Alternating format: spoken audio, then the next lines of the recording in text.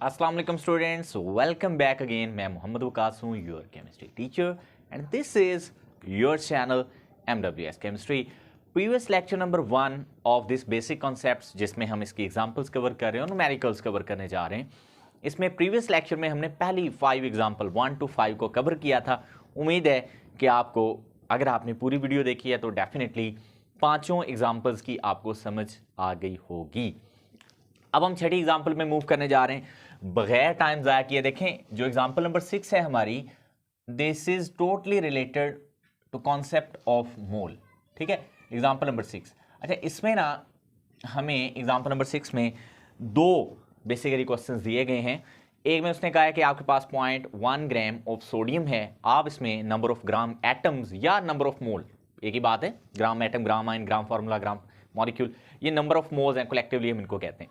ये फाइंड करें और फिर वो कहते हैं 0.1 kg ऑफ सिलिकॉन में आप नंबर ऑफ ग्राम एटम्स या मोल फाइंड करें। तो we have two questions in this example number 6। One is part A, 0.1 gram of sodium आपको ये गिवन है, एंड बी में आपको गिवन है 0.1 kg ऑफ सिलिकॉन, और दोनों में हमने क्या फाइंड करना है? Yes, number of gram atoms, या हम इन नंबर ऑफ ग्राम एटम्स को मोल भी कहते हैं। ठीक है जी, तो हमने नंबर ऑफ मोल्स फाइंड करने हैं, इन अदर वर्ड्स। सो हम इसके सोल्यूशन पे आते हैं डायरेक्ट। आप देखें, जब भी हमने number of gram atoms find करने हैं तो हमें गिवन मैस जो होता है एलिमेंट का, उसको उसके मोलर मैस या एटॉमिक मैस से डिवाइड करना है। तो सबसे पहले हम ए को सॉल्व करेंगे, तो हमने मोल फाइंड करने, यानी मैं डायरेक्ट मोल ही लिख देता हूँ, नंबर ऑफ ग्राम एटम भी लिख सकते हैं यहाँ पे आप। ये होगा mass of element in gram, mass of element, चूंकि ये एलिमेंट है दोनों, सोडियम और सिलिकॉन जो हैं, इन ग्राम्स ओवर, यानी ये कंपाउंड नहीं है, कोई फार्मूला यूनिट नहीं है, कोई आयन नहीं है, ये एलिमेंट है। नीचे एटॉमिक मैस भी लिख सकते हैं, मोलर मैस भी लिख सकते हैं, तो हम मोलर मैस जनरली लिख देते हैं यहाँ पे। तो मैस, अब चूंकि हम पार्ट 1 सॉल्व करें तो हमारे पास सोडियम का मैस कितना गिवन है, ये शॉर्ट में भी आ सकता है ये वाला, और 23 एटॉमिक मैस होता है या मोलर मैस। यहाँ मोलर मैस की जाए आप एटॉमिक मैस भी लिख सकते हैं, क्योंकि हम एलिमेंट्स के नंबर ऑफ ग्राम एटम्स निकाल रहे हैं। तो सोडियम का जो एटॉमिक मैस होता है वो 23 होता है। सो इसका जो आंसर आएगा ना, कैलकुलेटर से जब आप इसको सॉल्व करोगे, वो मेरे ख्याल में 0.0043 आ जाएगा। और जब आप इसको प्रीफिक्स की फॉर्म में लिखोगे, ये इशारिया 1, 2 और 3 दर्जे अगर हम आगे बढ़ाते हैं तो हमारे पास ये इतने मोल आएंगे। ठीक है, तो ये आ जाएगा 4.3 इंटू 3 दर्जे आगे लेके गए तो -3 mole. So this is the exact answer of example number 6, और इसके पार्ट ए का था। बी को हम कैसे सॉल्व करेंगे? देखें, सारा कुछ वही है, फॉर्मूला भी वही होगा, मोल निकालने हमने। सबसे पहले हमें mass of silicon, mass of silicon को ग्राम्स में कन्वर्ट करना है। सही है, तो जो सिलिकॉन का मैस हमें गिवन है that is 0.1 kg, and you know 1 k means 1000। जैसे 1 k व्यू होते हैं, इस वीडियो पे जो हमारा मिनिमम टारगेट है वो सिर्फ 1000 व्यूज है, लेकिन मुझे पूरा यकीन है ये वीडियो बहुत व्यूज क्रॉस करेगी, मोर देन पता नहीं कितने। ठीक है, जो प्रीवियस मेरी वीडियोस हैं न्यूमेरिकल्स पे, वो 67K पे भी हैं अभी तक। इससे मतलब और भी बहुत सारी वीडियोस हैं। तो ये एक के का मतलब होता है, यहाँ के से शुरू हो गए हम, के का मतलब होता है 1000। तो 0.1 को अगर हम मल्टीप्लाई करें 1000 से, यानी 1000, और आगे ग्राम तो वैसे ही रहेगा, मैंने सिर्फ के की वैल्यू लिखी है, तो ये हमारे पास 100 ग्राम्स आ जाएगा। यानी 0.1 kg जो होता है ये 100 ग्राम्स भी होता है। तो इसमें हमने चूंकि नंबर ऑफ मोल्स फाइंड करने, अब मैं फॉर्मूला नहीं लिखूंगा, डायरेक्ट वैल्यू लिख देता हूँ, mass of element in grams over में इसका एटॉमिक मैस जो कि 28 होता है। सिलिकॉन का एटॉमिक मैस 28 होता है। जब आप इसको सॉल्व करोगे तो आंसर इसका आई थिंक 4 पॉइंट समथिंग आता है। Let me check this, yes 3.56 mole आएंगे, 3.56 मोल। तो ये 28.0 समथिंग लिखा हुआ है, आप राउंड ऑफ करके 28 ही लिख सकते हैं। सो ये हमने सॉल्व कर लिया अपनी एग्जाम्पल नंबर 6 को। अब हम मूव करेंगे एग्जाम्पल नंबर 7 पे, जो कि टोटली रिलेटेड है यस इसी नंबर ऑफ मोल्स को लेके, यही सेम कॉन्सेप्ट है। ठीक है जी, एग्जाम्पल नंबर 7 क्या है मैं जल्दी से बता देता हूँ आपको। ये शॉर्ट ही है वैसे दोनों, लेकिन कोई पता नहीं, वो लॉन्ग में भी दे सकता है।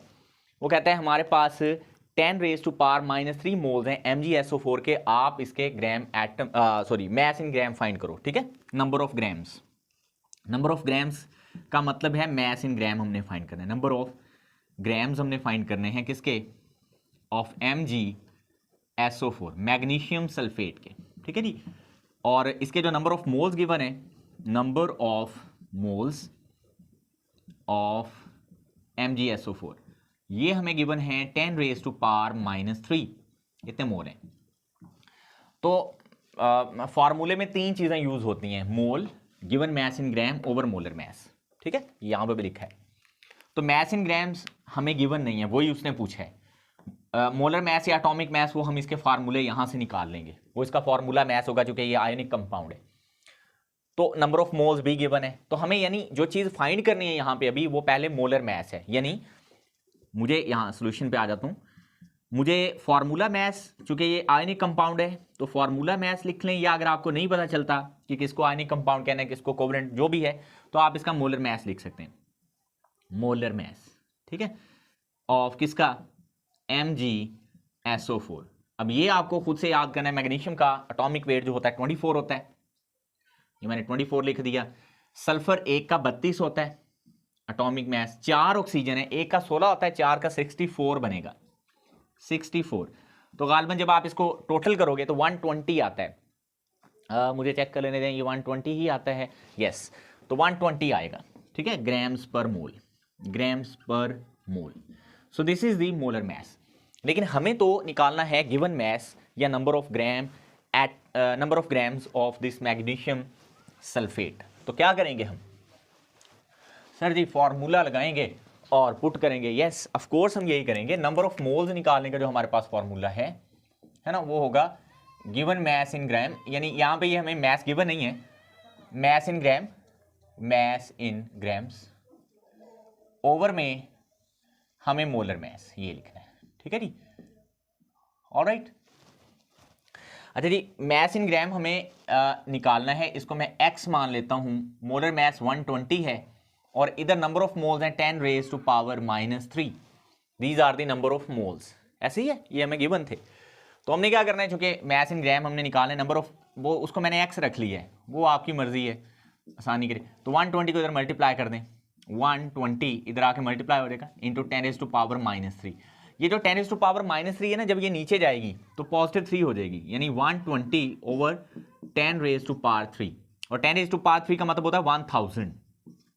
वैसे तो ये कैलकुलेटर से भी सॉल्व हो सकता है, ये 0 से 0 गई, बाकी इसको जब आप सॉल्व करोगे तो ये 0.12 ग्राम बचेगा, आई थिंक सो, यस 0.12 ग्राम इसका आंसर आएगा। So that will be your example number 7, जो कि इतनी ज़्यादा बड़ी नहीं थी। तो यहां तक हमने 2 एग्जाम्पल्स को कवर कर लिया जी। अब हम मूव करेंगे एग्जाम्पल नंबर 8 पर, ठीक है।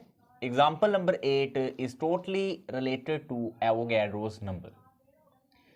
अब आपको इस एग्जाम्पल में वो कहता है 10 ग्राम आपके पास आइस है, आइस का, वाटर का, लिक्विड वाटर का एंड स्टीम का जो मॉलिक्यूलर फार्मूला है वो सेम है, यानी केमिकल फार्मूला H2O है, सिर्फ इनकी फिजिकल स्टेट्स का फर्क है। तो कहता है आगे पास जो मैस ऑफ आइस है, mass of ice, ice mean water का मैस, वो हमारे पास है 10 ग्राम्स, 10 ग्राम्स, ठीक है, 10.0 ग्राम्स एग्जैक्टली उसने दिया है, 10.0, मैं भी ये लिखता था, ठीक है।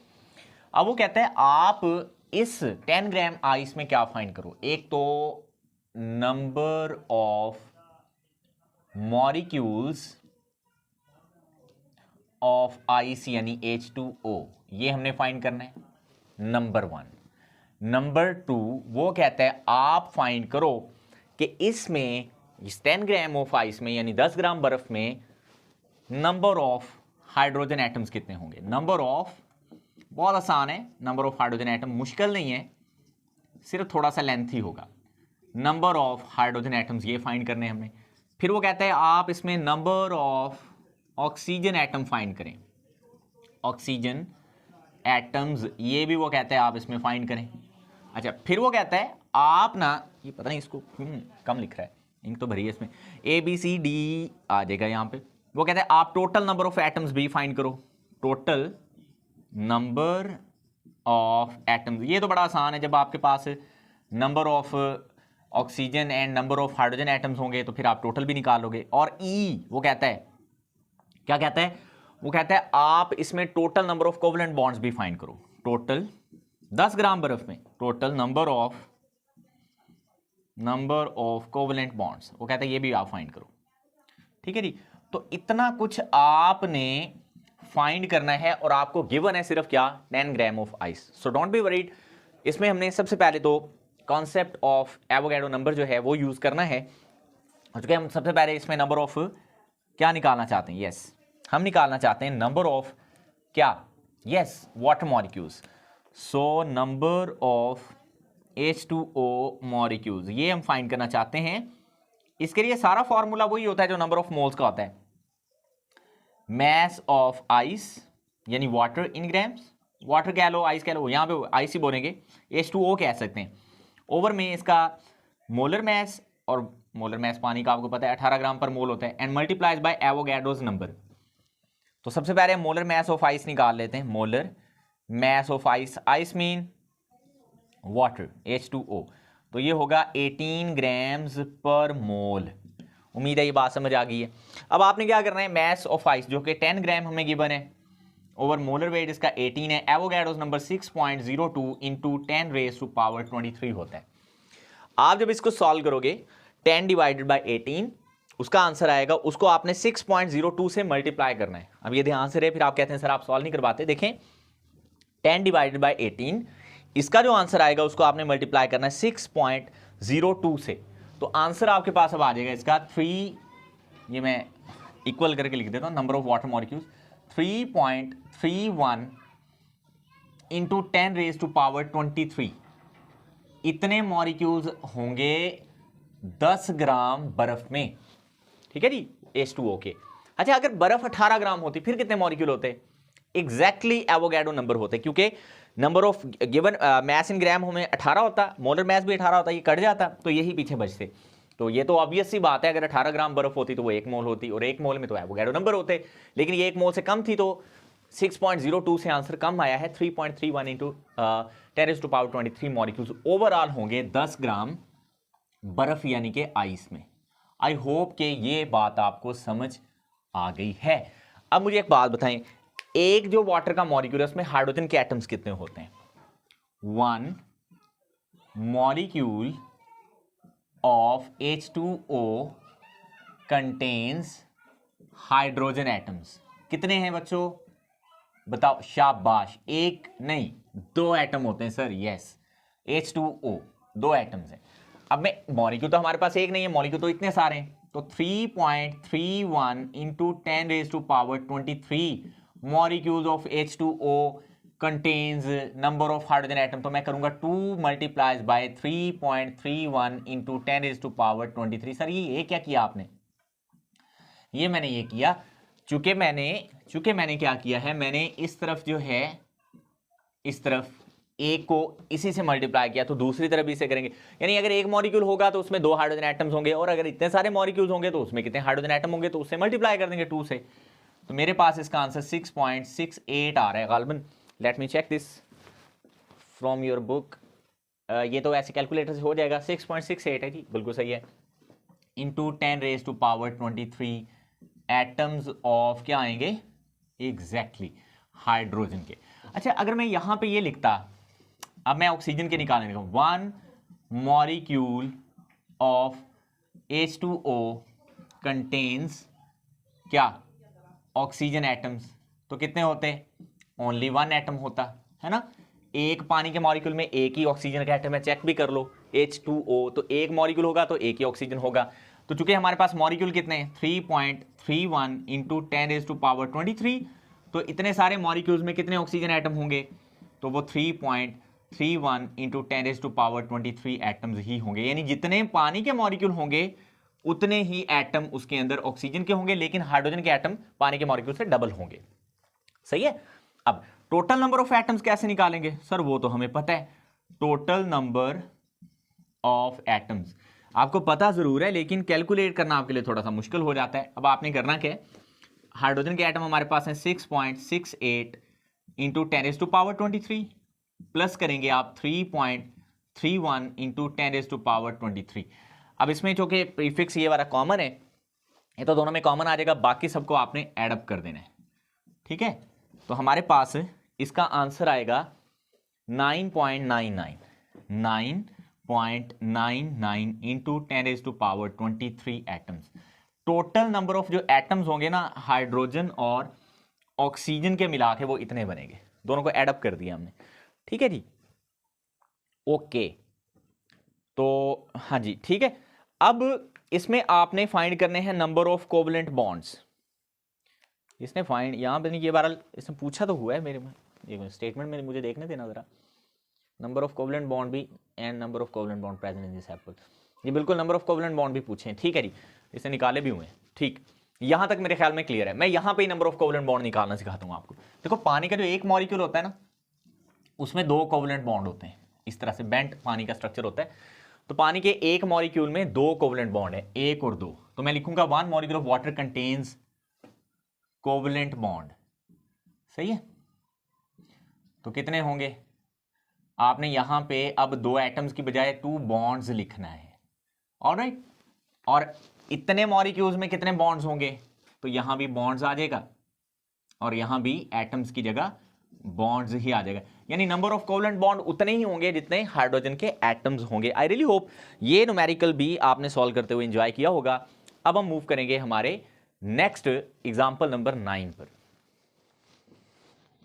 जी माय डियर्स, इस एग्जांपल नंबर 9 को भी देख के लगता है कि पता नहीं कौन सा बम फूट गया, लेकिन ऐसा नहीं है। बहुत आसान है, बहुत सिंपल है इसको भी सॉल्व करना। लेंथी जरूर है लेकिन मुश्किल नहीं है, तरीके से आराम से हम इसको देखेंगे। हमने स्टेटमेंट देके नहीं घबराना। सबसे पहले देखें, mass of phosphoric acid H3PO4 आपको उतना ही गिवन है जितना पिछले एग्जांपल 8 में हमें आइस का गिवन था, 10 ग्राम। लेकिन चूंकि इसका मोलर मैस डिफरेंट है तो इसके नंबर ऑफ मॉलिक्यूल्स जो हैं वो डिफरेंट आएंगे। ठीक है, अगर इसका मोलर वेट भी 18 ग्राम पर मोल होता तो इसके वाटर जितने यानी आइस जितने ही मॉलिक्यूल्स आते हैं, यहाँ पे तो डिफरेंट होंगे। अच्छा, इसमें हमें फाइंड, पहली तो बात वही है कि नंबर ऑफ मॉलिक्यूल्स फाइंड करने हैं जैसे हमने आइस के किए थे। फिर क्या करना है वो मैं आपको बाद में बताता हूं। अभी फिलहाल आपका सारा focus number of molecules of H3PO4 निकालने में है। ठीक है जी, तो सॉल्यूशन पे आते हैं। सबसे पहले मुझे चाहिए होगा इसका मोलर मैस। मोलर, परेशान नहीं होना बिल्कुल भी, मोलर मैस ऑफ H3PO4, ये बिल्कुल आसान है। देखिए हाइड्रोजन 3 है तो 3 का जो वेट होगा वो 3 होगा, वैसे राउंड ऑफ करके 1.0081 एटम का होता है। फास्फोरस है 31 होता है इसका 31, 4 ऑक्सीजन का 64 होगा। ठीक है, तो यहां जब आप इसको टोटल करोगे तो इसका जो मोलर वेट आएगा वो 98 ग्राम्स पर मोल आएगा, 98 ग्राम्स पर मोल। अब चूंकि हमने नंबर ऑफ मॉलिक्यूल्स निकालने हैं तो उसका सिंपल फॉर्मूला है नंबर ऑफ मॉलिक्यूल्स, और किसके निकालने जा रहे हैं? Of H3PO4। तो उसके लिए हमें क्या करना है? यस, उसके लिए हमें ये करना है, हमें सबसे पहले लिखना है मैस ऑफ H3PO4 जो हमें गिवन है वो कितना है? 10। इसका मोलर वेट आया 98 और एवोगैड्रो से हम इसको करेंगे multiply as we have done it in our previous example number 8। अब आई होप कि यहां तक आपको क्लियर है। अच्छा जी, अब आपने करना क्या है? अब आपने ये करना है कि इसका आंसर ले लेना है। आंसर इसका जो है वो टोटल कैसे आएगा वो मैं आपको बता देता हूँ। यहां से तो मैं देख के लिख लेता हूँ, आपने इसको सॉल्व कर लेना है। सबसे पहले आपको 10 डिवाइडेड बाय 98 करना है, फिर 6.02 से इसको कर देना है मल्टीप्लाई। जब आप ये काम करोगे तो आपके पास इसका आंसर आएगा मैं बता दूं 0.614 एग्जैक्टली 0.614 इंटू 10⁻23। इतने ये हमारे पास मॉलिक्यूल्स आ जाने H3PO4 के। ठीक है सर जी, सॉल्व कर दिया करें भाई, कैलकुलेटर आपके पास है, इतना काम मैं नहीं करूंगा। ठीक है, और ना ये बेटा मेरे करने वाला है, ये आपने करना। देखो 10 divide by 98 and multiplies by 6.02, ये आंसर आएगा 0.614। अब आपने करना कि इस पॉइंट को इस तरफ ले जाना है 6 के बाद, तो क्या होगा 6.14, लेकिन यहां पे 10 टू पावर आ जाएगा 22 molecules. So these are the number of molecules which are present in 10 gram of H3PO4। अब एक काम तो हमने लिया कर, फिर वो कहता है इसमें आपने फाइंड करने नंबर ऑफ, जैसे हमने वहां पे फाइंड किया नंबर ऑफ हाइड्रोजन एटम्स और नंबर ऑफ ऑक्सीजन एटम्स, बिल्कुल इसी तरह से, परेशानी होना, सिर्फ ये उसने चेंज किया number of positive and negative ions in case of complete dissociation. Complete dissociation का मतलब ये है कि अगर फास्फोरिक एसिड जो है यानी H3PO4 मुकम्मल आयोनाइज हो जाता है पानी के अंदर, तो बताओ इसमें पॉजिटिव आयंस कितने होंगे और नंबर ऑफ नेगेटिव आयंस कितने होंगे। याद रखिएगा जो फॉस्फेट आयन है PO4 इसके ऊपर -3 चार्ज होता है, ठीक है। तो जब एक फास्फोरिक एसिड का पूरा मॉलिक्यूल मुकम्मल आयोनाइज होगा तो उससे फॉस्फेट आयन सिर्फ एक बनेगा, तादाद में एक, चार्ज उस पर -3 है उसको भी छोड़ें आप, एक आयन नेगेटिव बनेगा और 3 आयन बनेंगे पॉजिटिव। बात क्लियर है? ओके, मैं बी पार्ट सॉल्व करने जा रहा हूं। देखें, अगर मैं यहां पे ये लिखूं कि 1 molecule of H3PO4 give positive ions, तो इससे पॉजिटिव आयंस कितने बनेंगे? शाबाश, 3 आयंस बनेंगे। अच्छा, मॉलिक्यूल तो एक नहीं है, मॉलिक्यूल इतने सारे हैं, तो मैं यहां पे लिखूंगा 6.14 into 10⁻22 molecules of H3PO4 give number of positive ion, तो 3 मल्टीप्लाइज बाय 6.14 इंटू 10⁻22 बनेगा, इतने आयंस होंगे। तो ये पॉजिटिव आयंस की हम तादाद जब कैलकुलेट करेंगे कैलकुलेटर से, तो स्टूडेंट्स यहां पे इसका आंसर आएगा, कितना आएगा? इसका आंसर आएगा 1.8 इंटू 1.842 1.842 इंटू 10⁻23 हो जाएगा। सर ये 23 कैसे हुआ? मैं बताता हूं कैसे हुआ, परेशान नहीं होना, ठीक है। पहली बात, आपने घबराना नहीं है। क्यों नहीं घबराना, मैं बताता हूं। देखो, जब आप 3 को 6.14 से मल्टीप्लाई, 6.14 है, जब मल्टीप्लाई करोगे तो आंसर आएगा 18.42। ये जो 18.42 है ना, इसमें जो ये इशारी है, इसको जब आप इस तरफ लेके आओगे तो जो 22 होगा ना वो 23 हो जाएगा। आई होप कि ये आपको समझ आ गई, ठीक है जी। अब इसी तरह मुझे बताएं, अगर आपको नेगेटिव आयंस कैलकुलेट करने तो कितने आएंगे? एग्जैक्टली जितने हमारे पास नंबर ऑफ मॉलिक्यूल्स होंगे। उसकी वजह ये है कि जो एक मॉलिक्यूल है ना, मतलब मैं यहां पे ऐसे लिख लेता हूं, हमारे पास नंबर ऑफ मॉलिक्यूल्स हैं एक तरफ, जैसे उसने किया हुआ है, यानी फास्फोरिक एसिड ये हमारे पास है H3PO4, ऐसे भी कर सकते हैं आप। तो इससे जो PO4 -3 है, देखें अगर ये एक मॉलिक्यूल होगा तो ये जो फॉस्फेट आयन है वो भी एक बन रही है। देखें आप, एक मॉलिक्यूल से एक बनेगी। अगर ये मॉलिक्यूल हमारे पास कितने होंगे? 6.14 इंटू 10⁻23, तो इससे नेगेटिव जो आयंस हैं ये वाले फॉस्फेट आयन, ये भी कितने बनेंगे? 6.14 इंटू 10⁻22 आयंस। तो ऐसे भी इसको सॉल्व किया जा सकता है, इसमें आपको ये वाली थ्योरी फिर लिखना नहीं पड़ती। आई रियली होप कि ये जो नंबर ऑफ पॉजिटिव और नेगेटिव आयंस हमने कैलकुलेट करने थे ये आपको समझ आ गया। अब जो अगला काम है वो थोड़ा सा मुश्किल लगता है स्टूडेंट्स को। अच्छा, इसमें ना मैं एक काम करता हूँ, एक तो ये मैंने फाइंड कर दिया, इसको अभी मैं पेंडिंग में रखता हूँ, ये वाला पहले मैं ये कर देता हूँ, ये आसान है, इसको समझना कैसे। उसे हमसे पूछा है कि आप नंबर ऑफ पॉजिटिव और नेगेटिव चार्जेस फाइंड करो, number of positive and negative charges. देखो, आयन और चीज है, चार्ज और चीज है, मैं बताता हूँ कैसे। देखो, नंबर ऑफ पॉजिटिव चार्ज का क्या मतलब है? ये एक H पॉजिटिव का मतलब है एक पॉजिटिव चार्ज।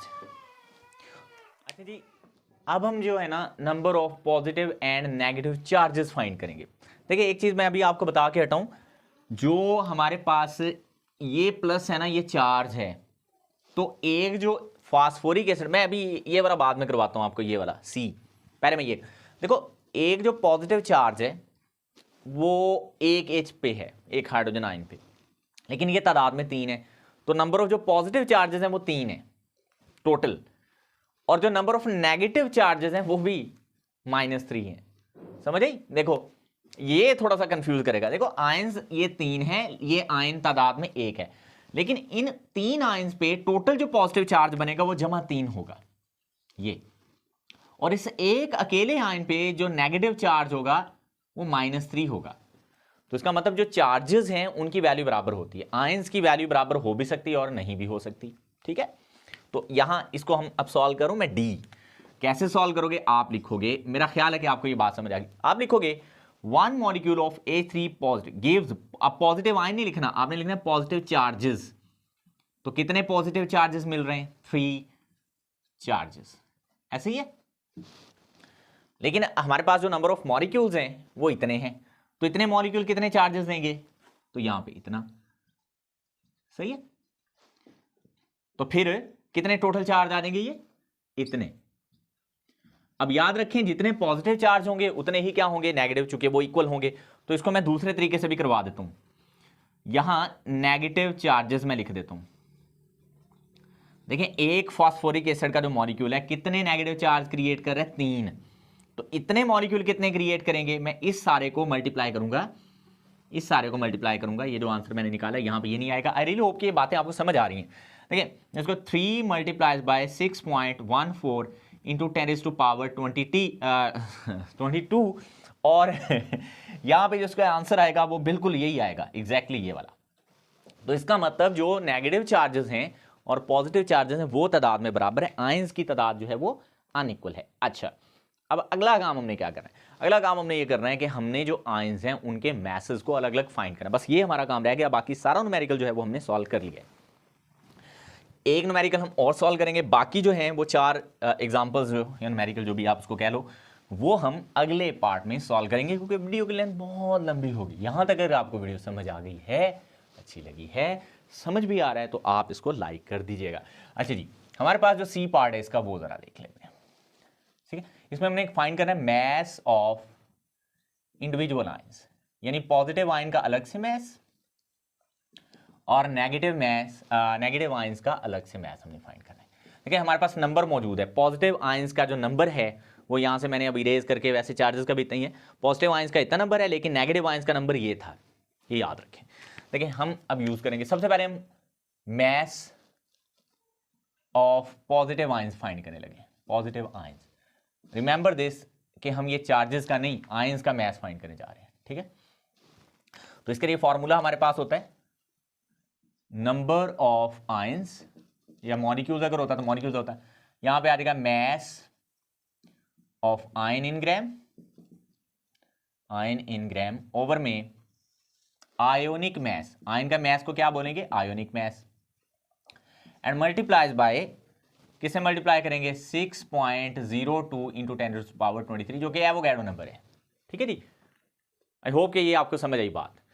तो नंबर ऑफ पॉजिटिव आयंस जो हमने निकाले थे वो थे हमारे पास 1.84, फिर थे 2 इंटू 10⁻23, ये इतने थे। मैस हमने फाइंड करना है, इसको एक्स रख लो, आयोनिक मैस। अब देखिए पॉजिटिव आयन हमारा H पॉजिटिव था ये, और H पॉजिटिव का जो आयोनिक मैस होता है 1.008 होता है। देखिए H एटम का भी इतना ही होता है, H पॉजिटिव का भी इतना होगा, क्योंकि पॉजिटिव चार्ज कब आया, इलेक्ट्रॉन के निकलने से, और इलेक्ट्रॉन के निकलने से मैस के ऊपर कोई फर्क नहीं पड़ता, इसी तरह इलेक्ट्रॉन के आने से भी मैस के ऊपर कोई फर्क नहीं पड़ेगा, ठीक है। तो ये हमारे पास इंटू 6.02 इंटू 10⁻23। अब आपने करना क्या, पहले नंबर पे तो आपने इसको इधर ले आना है, ये जब 1 नहीं है इसको आप राउंड ऑफ करके अगर 1 नहीं लिखेंगे तो 1 ने इधर मल्टीप्लाई होकर कोई फर्क नहीं करना, तो रह जाना 1.842 इंटू 10⁻23। अब ये इधर आएगा, ये इधर आके डिवाइड हो जाएगा, है ना, और ये जब डिवाइड होगा तो यहां पे बनेगा 6.02 इंटू 10⁻23 और इज इक्वल टू एक्स। अब देखें ये 23 10⁻23 और 23 कट गए, इसको जब इससे डिवाइड करेंगे तो x की जो वैल्यू आएगी हमारे पास वो मैं देख लेता हूँ कितने आ रहे हैं, कितना मैथ आ रहा है, ये आ जाएगा जी 1.008 को भी अगर आपने मल्टीप्लाई करना है तो साथ इधर कर ही दो, अगर इसको 1.008 रखा है तो एग्जैक्ट ज़्यादा सही आंसर आ जाएगी कैलकुलेशन में, ठीक है, सही आंसर आ जाएगा। तो x की वैल्यू जो यहाँ पे आएगी वो आएगी, ये आप देखें 23 से कट गया, 1.008 को इससे मल्टीप्लाई करना है और 6.02 से डिवाइड करना है, तो 0.308 आ रहा है ग्राम्स। तो ये किसका मैस आया, ये H पॉजिटिव आयंस का मैस आया। दोबारा से ये किसका मैस है, H पॉजिटिव आयंस का मैस है। इसका स्क्रीनशॉट करना है तो कर लें। अब मैं अगली बात बताता हूँ आपको इंटरेस्टिंगली, और वो क्या है, अब हम निकालने लगे हैं नेगेटिव आयंस का मैस। अब नेगेटिव आयंस हमारे पास फॉस्फेट आयन है, याद रहे। अब फॉस्फेट आयन का जो यहाँ पे एक तो तादाद डिफरेंट है, फॉस्फेट आयन की तादाद इतनी थी 6.14 इंटू 10⁻22, एक तो ये थी। मैं इसको सॉल्व करने का तरीका भी बताता हूँ आपको, ठीक है। एक तो ये आगे चीज, दूसरा फॉस्फेट आयन का जो आयोनिक मैस है वो भी डिफरेंट होगा। तो फॉस्फेट देखें जो टोटल है ना 98, मैं आपको सिंपल बताता हूं, टोटल 98 आया था ना ये, इसमें कितने हाइड्रोजन है 3, तो बाकी 95 बचेगा, वो 95 होगा ये फॉस्फेट आयन का मैस। ठीक है 95 ही होगा, देख लेता हूँ पुट इसने यही, हाँ जी ठीक है 95 ही है। अच्छा जी अब एक और काम करें, आसानी करिए, आप क्या करें 95 को इधर लाएं, 95 ये, इसको मैं ऐसे लिख सकता हूं 0.614, तो फिर ये 10⁻23 हो जाएगा। ऐसा मैंने इसलिए किया क्योंकि इसमें भी 6.02 इंटू 10⁻23 है, फिर ये आसान हो जाएगा। देखें ये कट जाएगा, ये इससे कट गया, ये पीछे ये बचा 95 को 0.614 से मल्टीप्लाई करें, 6.02 से डिवाइड कर दें, तो आंसर जो हमारा x का आएगा यहाँ पे नेगेटिव आयंस का जो मैस आएगा, दैट विल बिकम्स 9.689 ग्राम्स। अब देखो जो हाइड्रोजन आयन का मैस आया था वो 0.308 आया था ग्राम में, ऐसे ही ये H पॉजिटिव आयन का मैस था, और ये आया नेगेटिव आयंस यानी फॉस्फेट आयन का मैस। ठीक, अब इन दोनों को जब आप सम करोगे तो जो हमारा टोटल इसके टोटल मैस था 10 ग्राम, वो उसके बराबर आ जाएगा। That's it. तो ये था हमारे पास इस न्यूमेरिकल का सॉल्यूशन यानी एग्जांपल नंबर 9 का। थोड़ी बड़ी जरूर थी लेकिन मुश्किल नहीं थी, तकरीबन 12-13 मिनट में ये मैंने 14 मिनट में सॉल्व करवाई है। आगे बढ़ेंगे, आखिरी एग्जांपल मैं इस वीडियो में सॉल्व करवाऊंगा और वो है एग्जांपल नंबर 10, बहुत शॉर्ट सी है और बड़ी इंपॉर्टेंट जी। एग्जांपल नंबर 10 बड़ी इंटरेस्टिंग है और इंपॉर्टेंट भी है। इंटरेस्टिंग क्यों है, शॉर्ट है इसलिए। एग्जांपल नंबर 10, अच्छा जी, वो कहते हैं हमारे पास ना एक वेल नोन आइडियल गैस है, एक ऐसी आइडियल गैस है जिसको हम जानते हैं बहुत अच्छे तरीके से, और उसका जो वॉल्यूम है वो 500 सेंटीमीटर क्यूब है। So the volume of unknown gas, पहले ये लिख लेते हैं, अननोन गैस बहुत आसान है, ये हमारे पास है 500 सेंटीमीटर क्यूब। याद रखना 500 सेंटीमीटर क्यूब का मतलब होता है 500 मिलीलीटर या 0.5 डेसीमीटर क्यूब यानी half litre, 1 decimetre cube 1 litre होता है। ठीक है, तो मैं इसको 0.5 डेसीमीटर क्यूब भी कह सकता हूं, याद रखिएगा। अब वो कहते हैं इसका जो मैस है, मैस ऑफ अननोन गैस, वो है 0.72 ग्राम्स। और कहते हैं आप इसका ना मोलर मैस फाइंड करें, molar mass of unknown gas. यानी वो कहता है एक बोतल है उसमें एक जिन बंद है वो जिन का नाम आप बताएं कौन सा जिन है, जबकि उस जिन का वजन इतना है और उस जिन ने इतना जो है वो वॉल्यूम कवर किया हुआ है। तो जिन जो है बोतल में बंद है, तो बोतल में बंद जिन को हमने बाहर निकालना है और देखना है इसका जो मैस है वो कितना आता है, मोलर मैस कितना आता है। ठीक है, लें जी, अब एक काम आपने देखना है, वो ये है कि जब भी आपने मोलर मैस फाइंड करना है तो हमें क्या पता होना चाहिए, नंबर ऑफ मोल्स पता होने चाहिए, गिवन मैस इन ग्राम पता होना चाहिए। देखो ना, हमने अगर देखें मेरे पास है फॉर्मूला, नंबर ऑफ मोल्स ये बराबर होता है मैस इन ग्राम ओवर में मोलर मैस, मोलर मैस, सही है। अब देखो मुझे ना मोलर मैस फाइंड करना है गैस का, मैस इन ग्राम ये गिवन है, मोल नहीं पता, तो अगर मैं मोल कैलकुलेट कर लूं इस फार्मूले से, इसके वैसे और भी बहुत तरीके हैं, जब एमडी कैट लेवल पे जाकर न्यूमेरिकल्स को सॉल्व करेंगे और तरीके से सॉल्व हो सकता है, लेकिन चूंकि हमने नंबर लेने यहाँ पे 4, हमने एमसीक्यूज तो सॉल्व नहीं करने, तो इस न्यूमेरिकल को प्रॉपर्ली सॉल्व करें, ये आपका फार्मूला यूज होना है, इसको मैं 1 रख लेता हूं। और देखें इस फार्मूले को अगर आपने यूज करके मोलर मैस ही गैस का फाइंड करना है तो आपको पहले मैस इन ग्राम पता होना चाहिए। सर वो पता है ये 0.272, लेकिन हमें मोल्स भी पता होना चाहिए, मोल्स नहीं हमें पता, इसके लिए हम एक काम करेंगे, यही काम हमारा मोलर वॉल्यूम को लेके है। कॉन्सेप्ट ऑफ मोलर वॉल्यूम क्या है कि अगर हमारे पास 1 मोल आइडियल गैस हो, 1 mole ideal gas at STP standard temperature and pressure, तो उसका वॉल्यूम इतना होता है, इतना याद रखिएगा। 1 mole of any ideal gas है at STP having this volume. अब असल में मसला क्या है, हमारे पास अगर इतनी गैस होती 22.414 डेसीमीटर क्यूब ऑफ गैस अगर होती है ना, हैविंग, तो इसके मोल्स कितने होते हैं, हैविंग नंबर ऑफ मोल्स, तो इसके मोल्स कितने होते, यस 1 मोल होता, शाबाश। अब मेरे पास गैस इतना वॉल्यूम तो नहीं रखती, मेरे पास तो गैस का वॉल्यूम सिर्फ 0.5 डेसीमीटर क्यूब है। मैं क्या करता हूं, मैं ना इसको पहले यूनिट ही बनाता हूं। अगर 1 डेसीमीटर क्यूब गैस होती, 1 decimetre cube of gas having, तो फिर इसका वॉल्यूम कितना होता, सॉरी नंबर ऑफ मोल्स फिर कितने होते हैं, 1 मोल, डेसीमीटर क्यूब तो वॉल्यूम ही लिया मैंने, तो नंबर ऑफ मोल्स इसके होते हैं 1/22.414। सर जी ये आपने कैसे कर दिया, मैं बताता हूं कैसे कर दिया भाई।